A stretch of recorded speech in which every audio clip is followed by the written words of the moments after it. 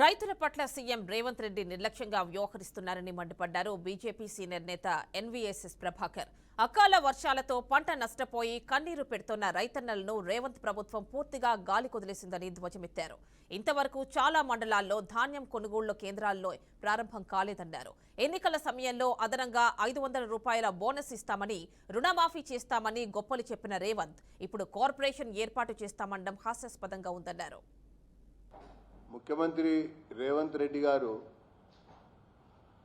రైతులకు సంబంధించినటువంటి అనేకమైనటువంటి విషయాల్లో పూర్తిగా నిర్లక్ష్యం వహిస్తూ వచ్చారు. దాంతోపాటుగా రైతులకు సంబంధించినటువంటి కడగండ్లను పట్టించుకునేటువంటి యొక్క స్థితిలో ఏమాత్రం కూడా లేకుండా పోయారు. రైతులని పూర్తిగా కూడా గాలికి వదిలేసినటువంటి ప్రభుత్వం ఈ రేవంత్ రెడ్డి గారి ప్రభుత్వం అని చెప్పని భారతీయ జనతా పార్టీ పేర్కొంటా ఉన్నది. అతి అనావృష్టి వచ్చి అకాల వర్షాలు సంభవించి పెద్ద ఎత్తున పంట నష్టం జరిగితే ప్రభుత్వం నష్టపరిహారం ఇస్తామని మొక్కుబడిగా చెప్పి 2 సార్లు ఇవ్వకుండా దాటేసింది. చాలా మండలాల్లో వరి ధాన్యం కొనుగోలు కేంద్రాలు ఇంకా ప్రారంభం కాల.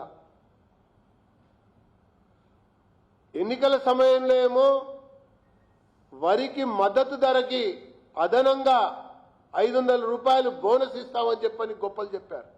ఈ అదనపు బోనసు అనే మాటనే మాట్లాడినటువంటి ఒక పరిస్థితిలో ఈ రాష్ట్ర ప్రభుత్వం ఉంది అని చెప్పని నేను పేర్కొంటున్నా.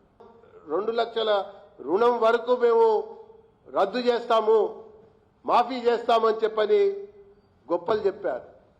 ఆ తర్వాత మొన్న ఎన్నికల్లో సవాళ్లు విసిరారు. మరి ప్రతి సవాళ్లు కూడా సాగినటువంటి యొక్క వైనం. నిన్నగాక మొన్న కళ్ళు తెరిచి కొత్తగా రైతు రుణ మాఫీ కొరకు కార్పొరేషన్ ఏర్పాటు చేస్తామని చెప్పారు. అంటే ఈ కార్పొరేషన్ కొత్తగా మళ్ళా రుణాన్ని సంపాదిస్తుందట.